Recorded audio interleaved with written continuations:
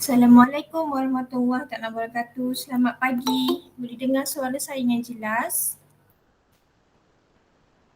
Boleh dengar. Boleh. Okay. Actually masih ramai lagi yang tak masuk ni. Ada 19, kita ada 37. Ramai lagi. Kelas rep tolong bagi tahu kawan-kawan yang belum join tu supaya join segeralah. Okay, so sebelum tu kita buka dulu kelas kita dengan tasbih kifawah. Kita buka kelas kita dengan surah Al-Fatihah.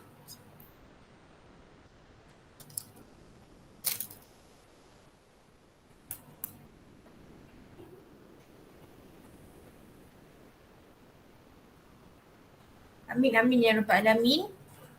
20 orang yang berjaya masuk awal pada hari ini, tahniah. Okay, ada lagi 17 orang ya, ramai lagi yang belum join ni. Saya pun dah seru dalam grup tu. Tapi ramai lagi yang belum join. Okay, setelah 2 minggu bercuti bencana banjir dan juga cuti perayaan khas. So because of that, kita dah tangguhkan penghantaran assignment, right? So penghantaran assignment diteruskan pada minggu ini, iaitu hantar sebelum hari Ahad. Saya masih lagi bagi masa sebelum hari Ahad pukul 12.30 malam. Hantar assignment business opportunity. The link has been given dalam kita punya Google Classroom. Hopefully that all of you are successfully submit assignment pada minggu ini. No excuses ya, sebab dah lama dah tertinggal, 2 minggu lepas patutnya hantar. Dalam kelas saya ni ada ke yang terkesan dengan banjir? Ramai ke? Setakat 20 orang ni ada ke yang terkesan dengan banjir? Ada? Rasanya tak ada kot. Ada So sekarang ni ramai ke yang berada di kampus? Yang masuk ke fasa 3? Ramai ke dalam kelas ni? Adalah kot sebahagian. Ya. Okay, yang berada di rumah kuranglah kerisauan dia.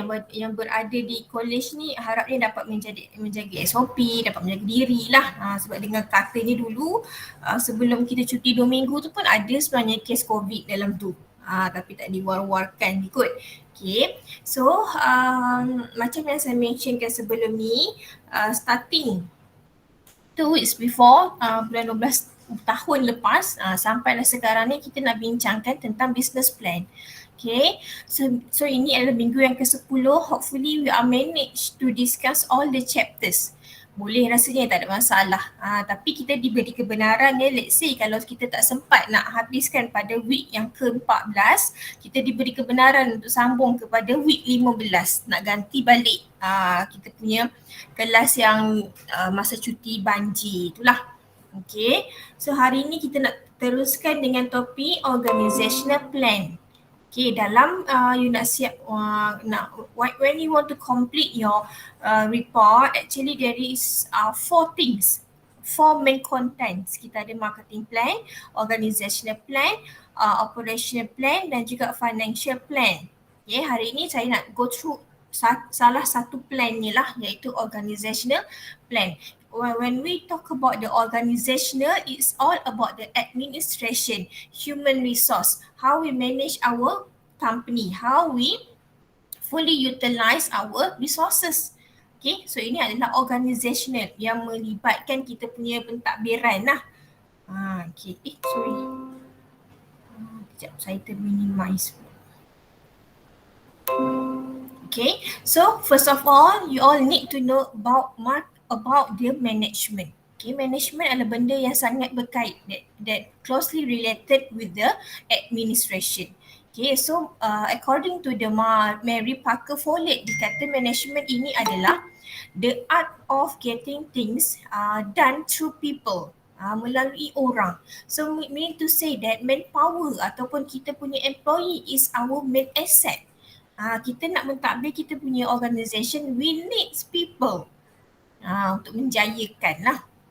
And another definition, management is a process of planning all the resources effectively. Kita kena plan nak penggunaan resources. Resources ini apa?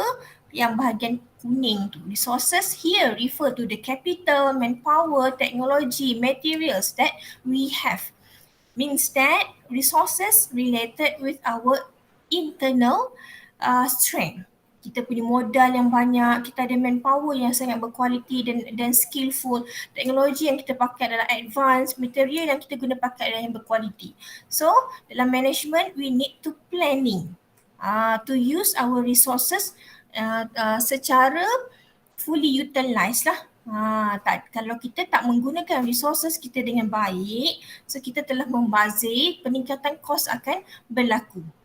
Pada bisnes yang involved dalam manufacturing, when our resources are not fully utilized, we are not using our resources effectively, so dia akan meningkatkan kos yang mana akan menjejaskan profit. Okay. So bila kita dah plan, kita kena organize juga kita punya resources. Kita kena ada juga orang yang akan mentadbir kita punya business, leaders, and also control the resources. So sebenarnya planning, organize, leading, controlling ini adalah function of management. Okay. Next. Okay, ni adalah function of management yang saya maksudkan tadi. Kita ada planning, controlling, organizing, leading. Yang membawa masuk ke empat-empat ini adalah kita punya goals dalam kita nak mentadbir kita punya organisasi. So we will go through one by one. The first one adalah directing or leading. Okay, so in our organisation we need to appoint leader. So what happen if our organisation is tak ditadbir oleh siapa-siapa?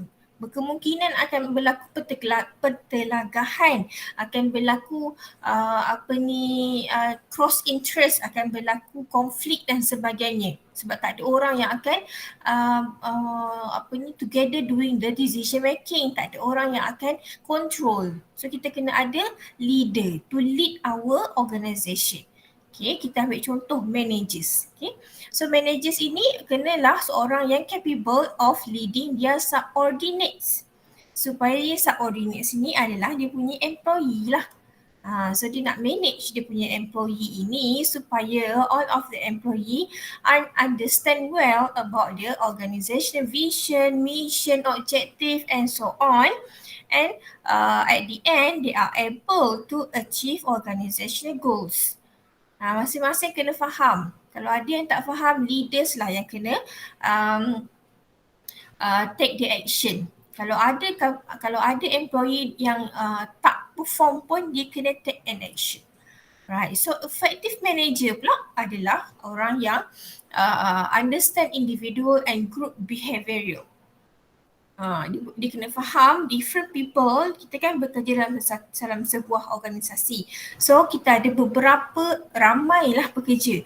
So different people will have different opinion, will have different mindset, will have a different way conveying the information, will have a different way of accepting the opinion. Macam-macam jenis manusia yang ada dalam kita punya organisasi.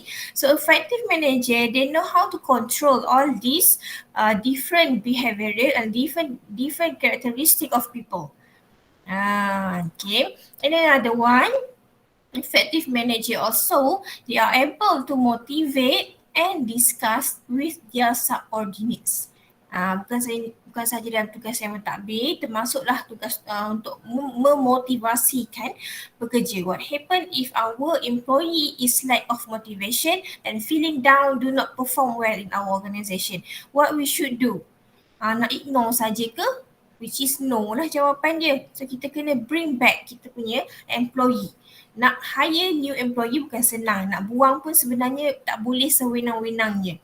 Kalau you buang within 24 hours, the employee can sue you under labour punya act. Tak boleh. kecuali kalau di kontrak lah. Kontrak ada yang 24 hours boleh berhenti, ada yang kena bagi notis sebulan dan sebagainya. So depends on the contract masa you dapat tu offer letter tu. Okay. Right, so seterusnya function number 2 is organizing. When we say about the organizing, we can imagine that some places that are well organized, yang very tidy, yang tak serabut mata memandang. Organized macam bilik you all lah, bilik dekat asrama ke, dekat rumah ke, well organized. Katilnya dekat situ, kena kemaskan katil, kena stretch katil, kena sentiasa sapu, bau yang wangi bilik. Barulah datang aura untuk study, barulah datang mood untuk hadir ke kelas ENT 300 pagi ni. Okay, mungkin yang tak hadir ni dibuat mimpi lagi. Seronok peluk bantal busuk kan. Yang hadir ni alhamdulillah, saya doakan you all berjaya dunia akhirat. Okay, berbalik pada organizing ni pula, dalam kita punya organisasi, what we want to organize. So involving the first one, what task to be done. Okay, dalam kita punya business kan, there is a lot of task lah. Ada yang nak kena manage penghantaran, delivery, ada yang conduct taking orders, ada yang checking stock, ada yang kena involve dengan production, ada yang kena buat marketing. So ini adalah tugas-tugas yang ada dalam kita punya business. Okay, bila kita dah tahu tugasan tersebut, and now siapa yang kena buat tugasan tersebut? Who will do them? So kita kena hire employee lah. Right, so number 3, how those tasks will be managed and coordinate. So setiap task tersebut dia kena ada dia punya job scope.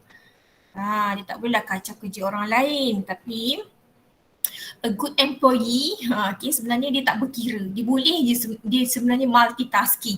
Even though they are involving in marketing, sometimes dia boleh juga pergi pada admin. Macam tugas lecturer lah, bukan saja mengajar. Kalau mengajar je seronok lah, saya pun seronok.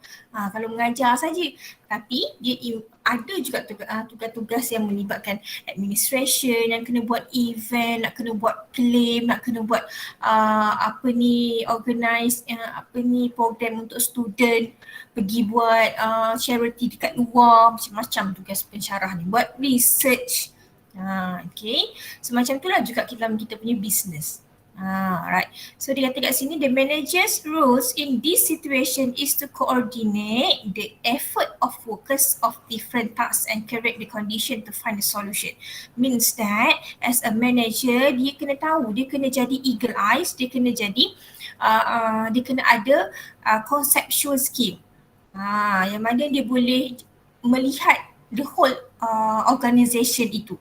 Apa yang keperluan apa yang employee perlukan, kat mana yang lack, so dia boleh atasi.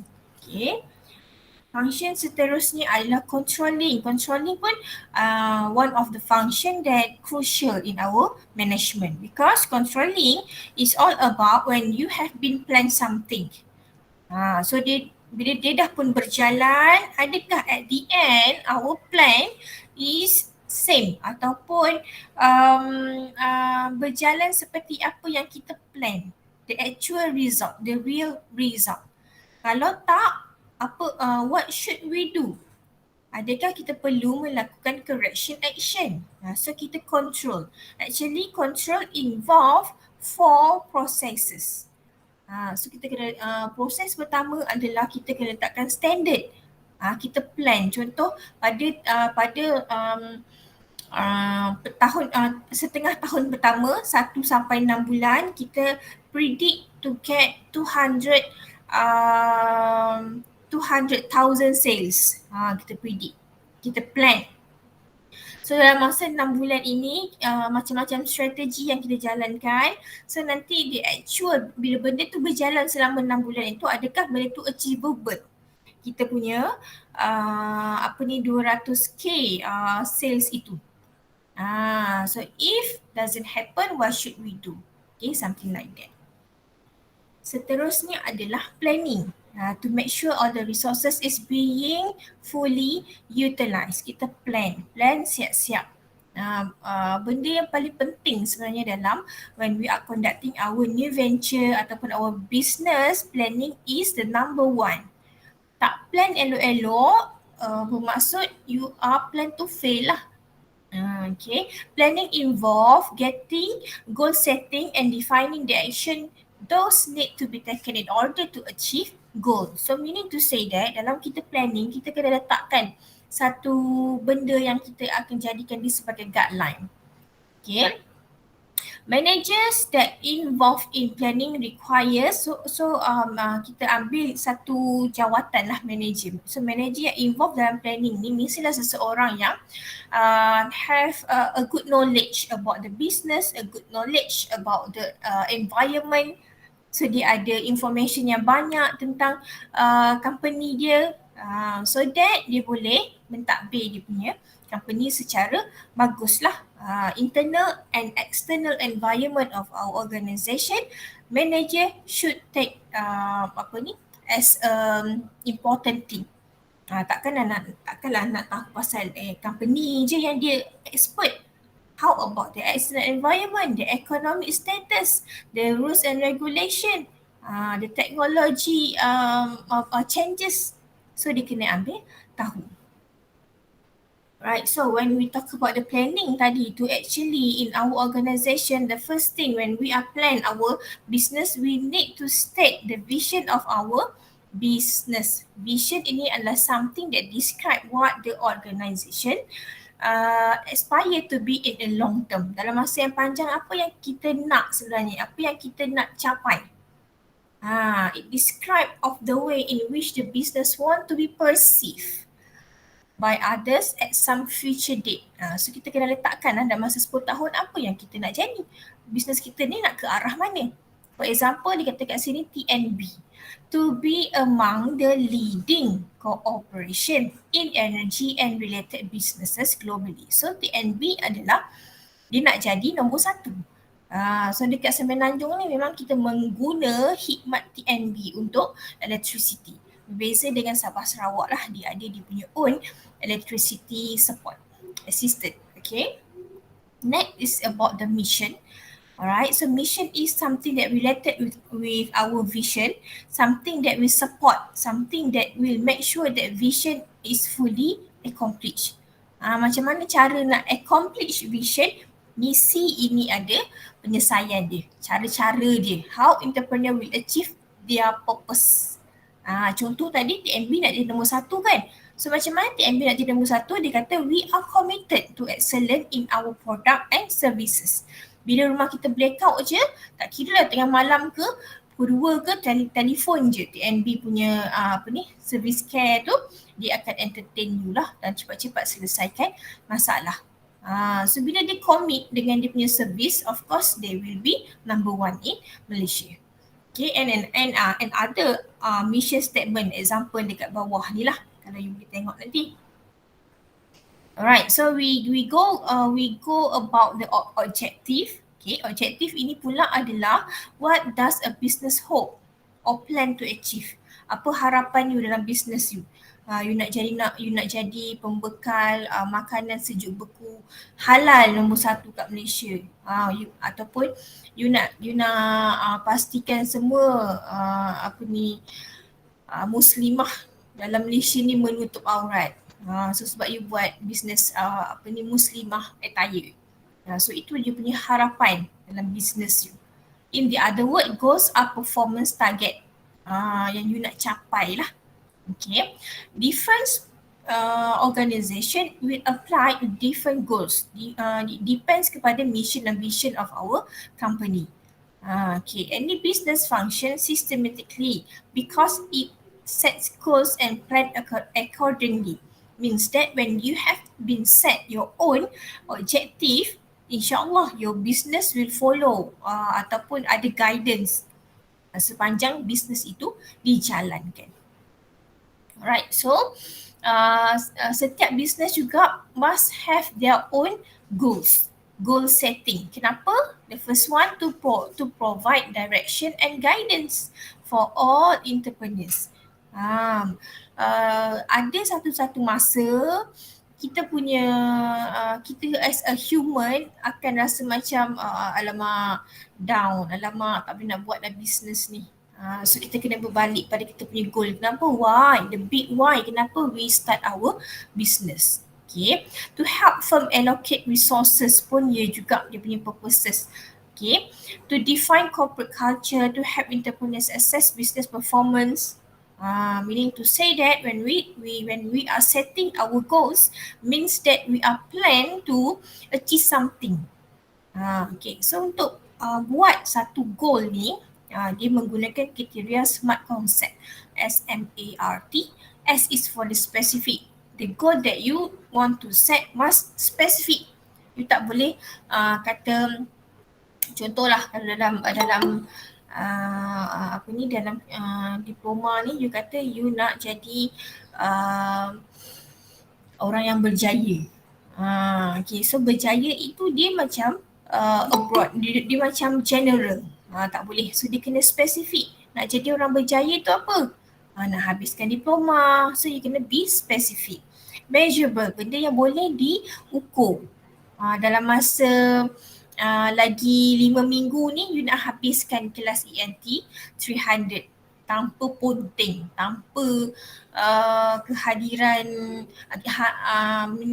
maksudnya 100% hadir. Benda yang boleh diukur lah kejayaan tersebut. Achievable, benda yang boleh di-achieve. Tak bolehlah benda yang something yang tak ada orang buat pun. Sama lah macam realistic, R. Okay. Benda nak sampai ke bulan ke, tu tak boleh lah. Benda yang tak realistik lah. Okay. Ataupun you nak jadi raja ke, tu pun something yang tak realistik. And we have time frame. Dalam masa berapa tahun. Contoh kalau you kata sebelum umur 40 tahun nak dapatkan PhD. So dia spesifik you nak PhD. Measurable, dalam you kata dalam masa 40 tahun. Achievable, semua orang pun ramai je yang ambil PhD. Realistik sebab nak compare dia punya umur, sekarang umur baru 20 21 macam tu lah, baru diploma. So memang betul realistik untuk nak capai 40, memang sampai untuk dapatkan PhD. Right? Okay, so goals ini dia ada 3 jenis. What make our goals difference adalah dia punya time frame ataupun dia punya duration.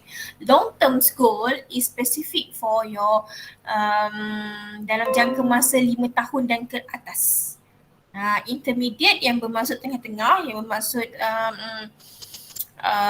setahun dan ke atas, setahun sampai 5 tahun lah. Short term goal yang kurang daripada setahun. Let's say kalau you kata nak habiskan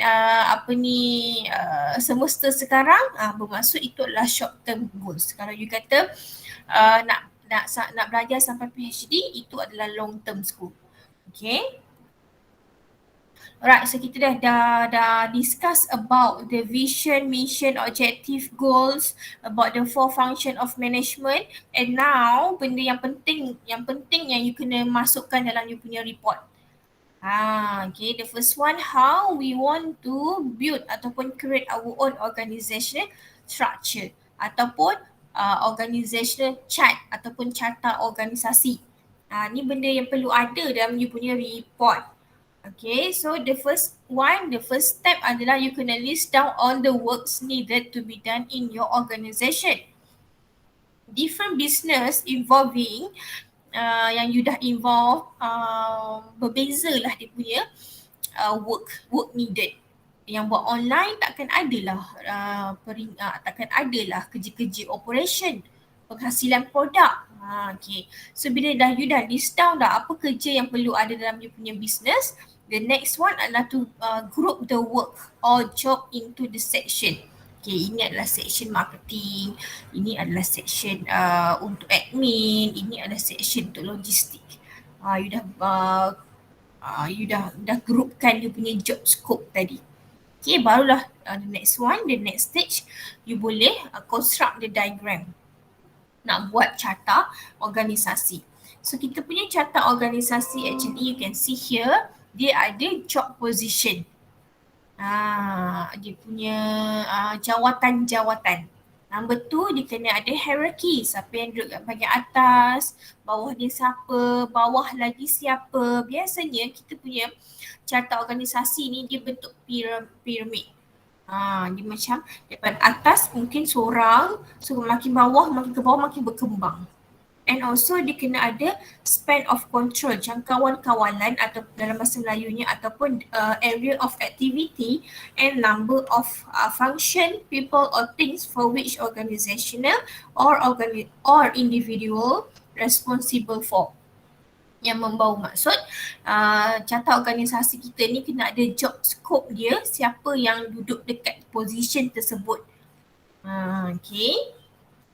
So in order to create our carta organisasi ni, contoh lain lah. Okay, contoh nak create carta organisasi ada beberapa cara lah. The first one, kita ada function, berdasarkan function, carta organisasi berdasarkan function, berdasarkan produk yang kita jual ataupun berdasarkan klien yang hadir dapatkan kita punya khidmat, ataupun number of workers, region dan juga shift. Okay, kalaulah kita buat carta organisasi berdasarkan function, which is the common way in creating organizational structure yang biasa orang buat, yang biasa you nampak, iaitu berdasarkan function. Kita ada administration, marketing, operation, financing, HR dan sebagainya. Yang ni pun biasa student kalau buat carta organisasi, yang ni lah berdasarkan function.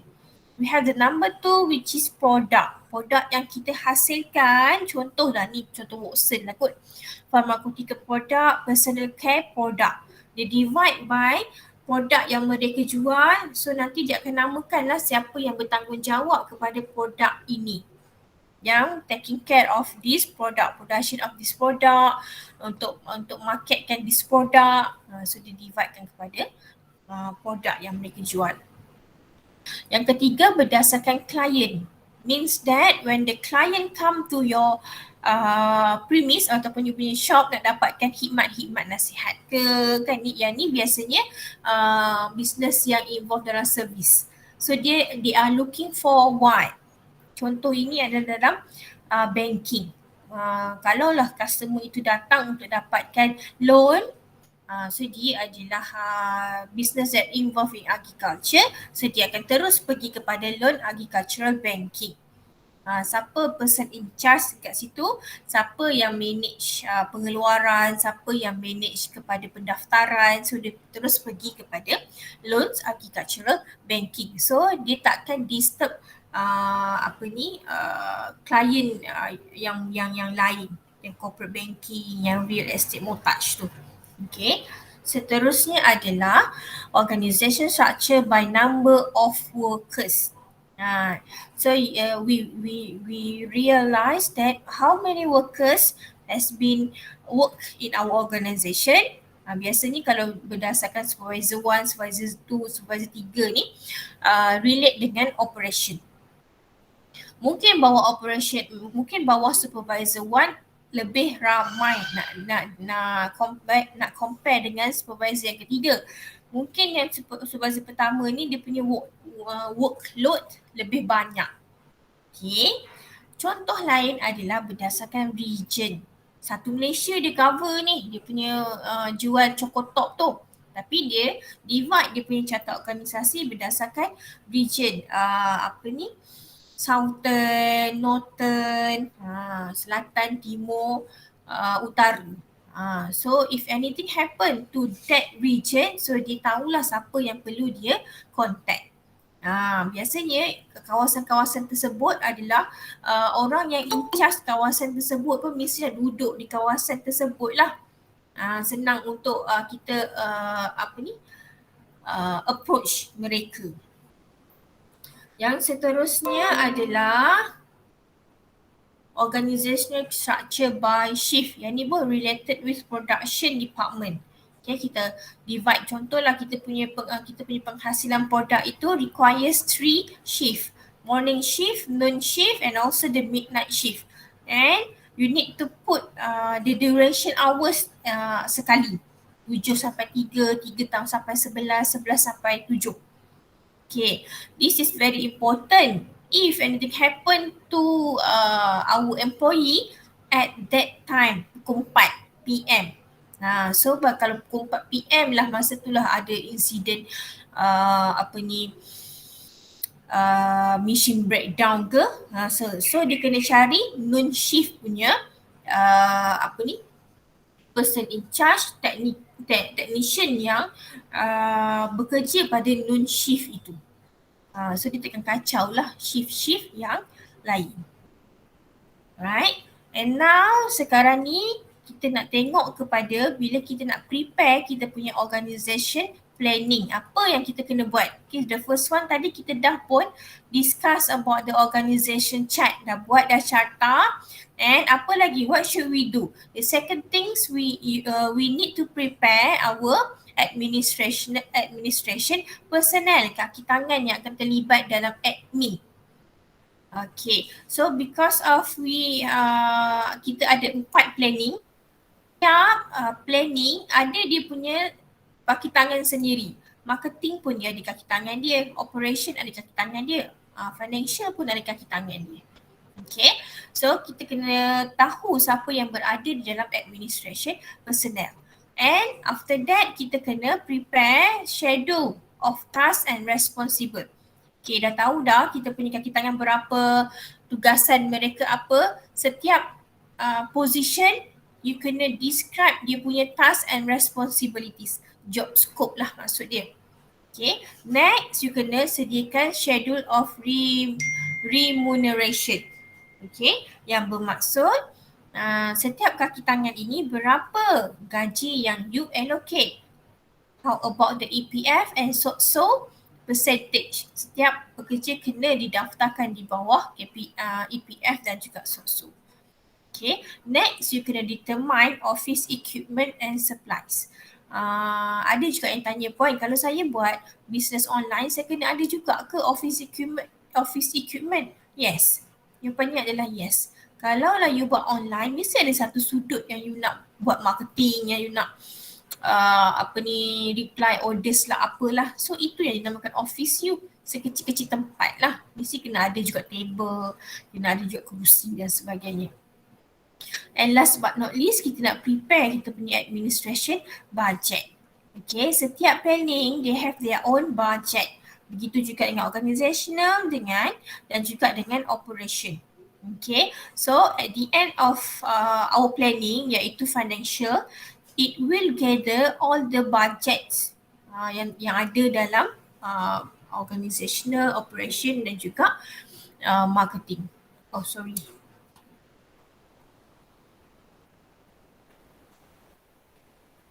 Okay, so kita start dengan develop organizational chart. I will not go through deep because kita dah discuss tadi macam mana nak buat carta organisasi menggunakan 1, 2, 3, 4, 5, 6 cara ini. Okay, yang kedua kita kena kita nak kira berapa pekerja yang kita perlukan. Number of personnel, contohlah position of clerk, mungkin satu je lah. Assistant, human resource manager seorang. Apa lagi kalau cashier, kalau you memang ada cashier seorang. Macam tu lah dia punya cara nak tulis list of administration personnel. Okay, dan selepas itu barulah you boleh letakkan dia punya job scope. Setiap position yang you dah numberkan tadi, contoh clerk tadi kan. So apa tugas-tugas sebagai seorang clerk. Masukkan juga dalam bentuk table. Seterusnya schedule of remuneration yang perlu dimasukkan adalah salary, dia punya EPF, dia punya SOSO. Okay, so saya nak ingatkan dekat sini, setiap tahun percentage of EPF dan SOSO dia sentiasa berubah. Okay, means that you need to do extra research you kena access kepada EPF ataupun KWSP punya laman website diorang. So tengok berapa persen yang ditolak pada tahun semasa. Ni tahun 2022 ni. So you kena tengok berapa percentage yang ditolak terhadap pekerja dan juga terhadap employer. Okay. So, bila you dah dapat contoh lah, you tengok kat situ, pada tahun ni tolak 10%. Okay, kalau kat sini contoh dia bagi 12%. Let's say kalau maintain 12%, okay lah. Kalau dia kata 10%, means that you need to use the current deduction lah. Okay, let's say kalau dia kata 10%. Okay, remember that you cannot simplify kalau contoh gaji orang tua RM4,000. Okay, gaji dia RM4,000, you times with the 10%. Tak boleh. Tak boleh sesuka hati nak times, nak kali, nak dapatkan berapa amount untuk EPF kan. Tak boleh. Sebab dalam KWSP, they have their own schedule, jadual ketiga if I'm not mistaken. You kena refer kepada jadual ketiga itu. Dia dah siap-siap tulis dah daripada gaji, kalau tak silap saya 1,200 sampai 5,000. Setiap sen tu dia dikira. 1,200 1 sen sampailah kepada 5,000. So you kena check lah. Okay, so saya dah bagi tahu ni. Nanti bila you buat report, saya tengok, kenapa pula 12%? Betul ke 12%? Check 10. So saya pangkah teruslah jadual remuneration you tu. Okay, dan sama juga dengan SOCSO. You kena tengok potongan SOCSO semasa. Adakah masih lagi 2.5% of personnel's monthly salary not exceeding 2,000 ataupun dah berubah. Okay, so barulah you boleh isi you punya schedule sebegini. Position apa, contoh tadi clerk, number of clerk 1, monthly salary 1,500. EPF berapa yang ditolak, SOCSO berapa yang ditolak. Yang terakhir you kena buat total amount A tambah B tambah C. Barulah you nampak sebenarnya berapa total gaji yang clerk itu dapat. Tapi yang EPF dan SOCSO takkan dibagi secara cash lah benda tu. Kalau yang EPF ni kebaikan dia, bila you dah pension, you adalah sedikit simpanan. SOCSO pula, kalau anything happen while you are working, you akan dibiayai. Okay. Seterusnya adalah determine the office furniture and fitting. Tadi macam saya mention lah, kalau you buat bisnes kecil-kecil pun mesti kena ada a small office. Apa yang ada kat office you, the basic one adalah kerusi, meja, ada desktop, ada printer, ada stationery. Macam itulah dia punya keperluan untuk set up office furnitures and fitting. Okay, so you kena letakkan dalam bentuk table. Contohlah dekat sini, chair. Mungkin you perlukan 3 unit. Kuantitinya adalah 3. So satu kerusi tu harga berapa, so you times lah. So you akan dapat total. Okay. Last but not least, preparing of administration budget. So dalam administration budget ada 3 perkara. Kita ada capital expenditure atau fixed asset cost. Kita ada working capital ataupun monthly expenses and others expenses. Others expenses ni dia special lah. Dia tak termasuk dalam working capital, yang tak termasuk dalam capital expenditure. Contohnya adalah business registration yang kita bayar sekali je, ataupun bayar setahun sekali je. Licensing, kita nak, when we are open up our new venture, mungkin kita ambil license untuk naikkan signboard, license perniagaan, kita ambil insurance premium, kita bayar road tax setahun sekali, stamp duties untuk sediakan dokumen, legal and professional fees, deposit dan sebagainya.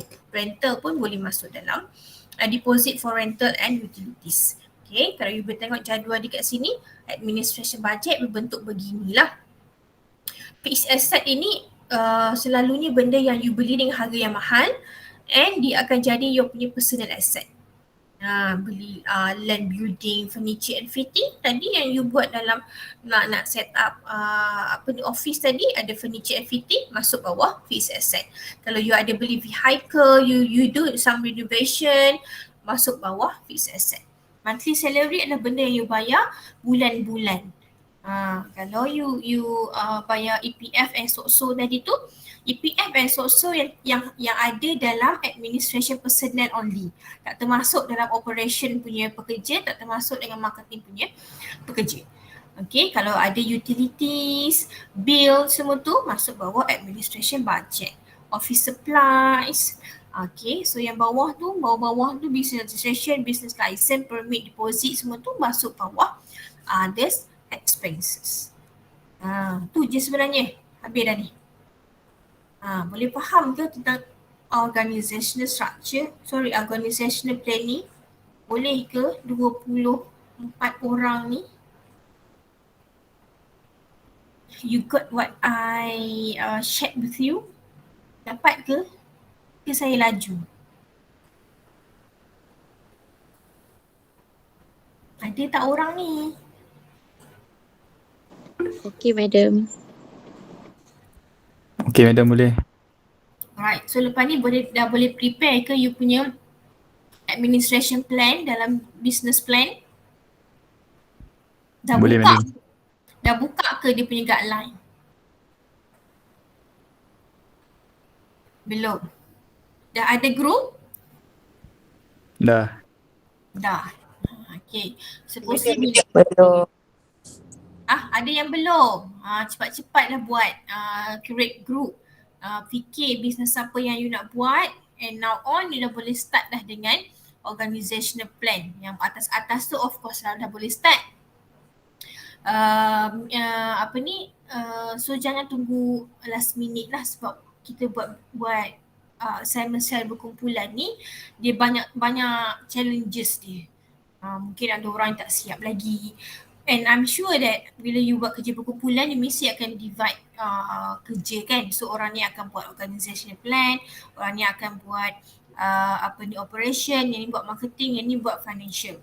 Okay, for those yang buat financial tu, make sure you kena dapatkan maklumat daripada plans yang lain tu. Okay, sebab bukan bermakna you buat financial, you boleh buat kerja last sekali, tak boleh. Okay, sebab you kena collect all the budgets dalam setiap plans. Bila organizational plan dah siap, budget dia pun dah siap, you kena collect siap-siap. You kena kumpulkan bawah financial plan. Okay, untuk financial plan, actually we will use a software, Excel punya software. Tapi software tu dah lama. Dia dah tak, dia sebenarnya invalid, dia sampai 2020 sahaja. Tapi tak apa, kita masih lagi boleh guna software tersebut. Cuma nanti bila software dah generate statement pada kita kena edit tahun tu lah. Tahun semasa. You tak boleh dah letak 2020, you kena letak 2022. Okay, yang lain should be okay. Nak masukkan info pun masih lagi sama, cuma tahun saja yang kena edit.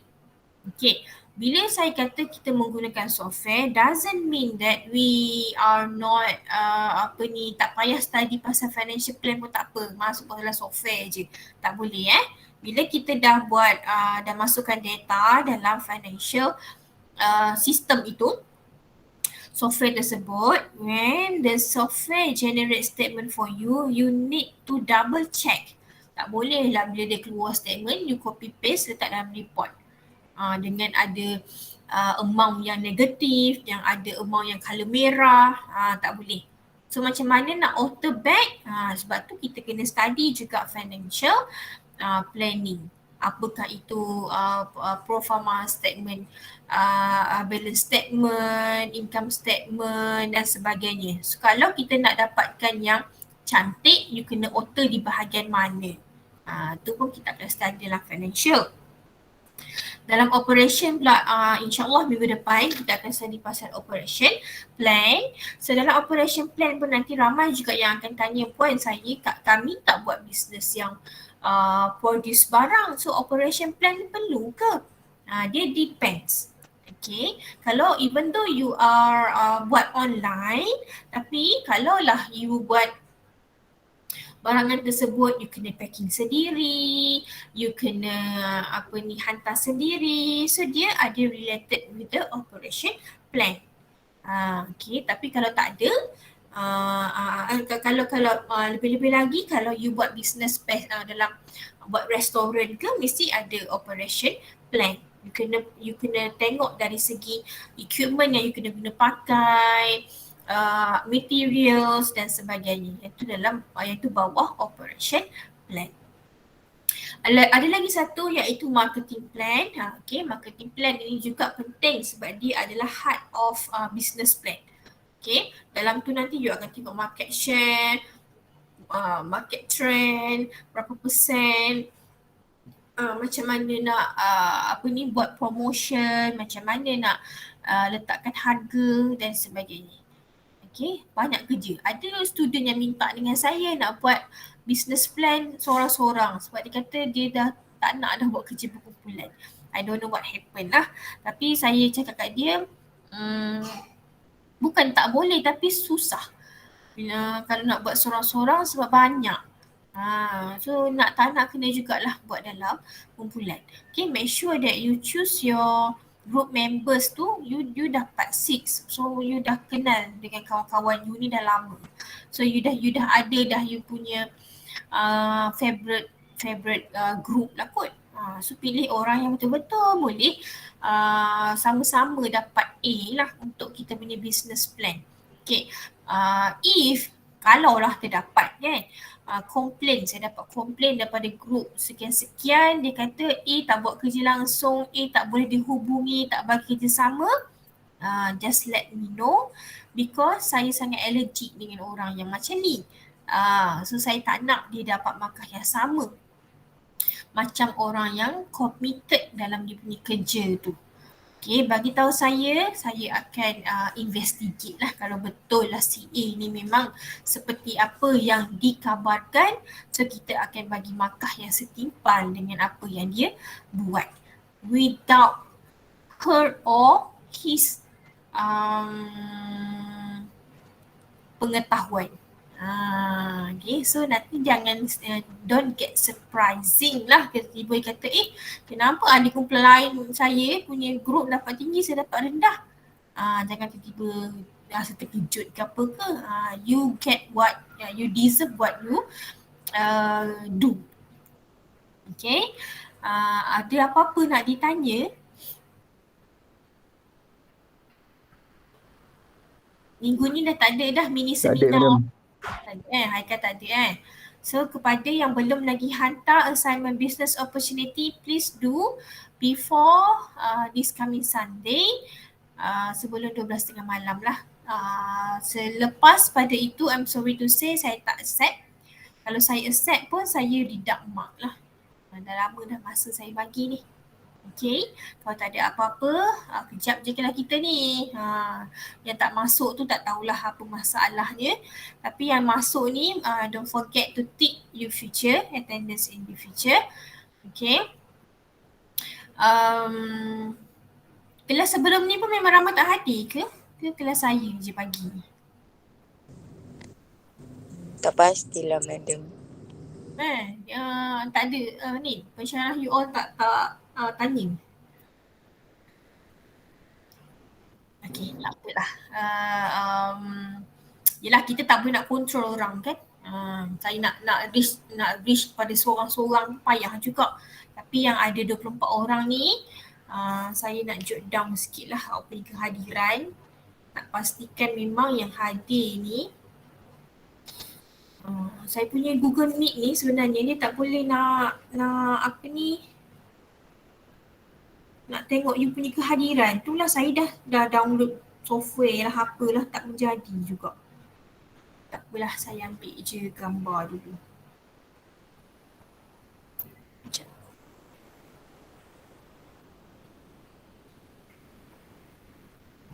Okay.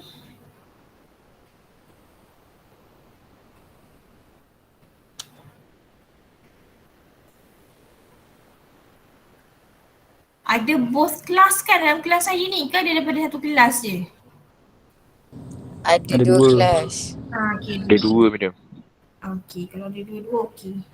Takutlah, takut ada satu kelas yang dia tak dapat info ke apa, tapi saya dah cakap awal-awal kelas saya daripada awal sampai akhir menggunakan satu link saja.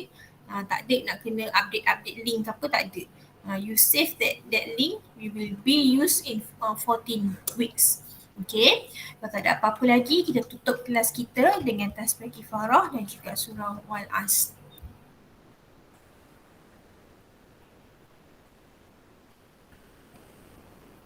Amin amin ya rabbal alamin.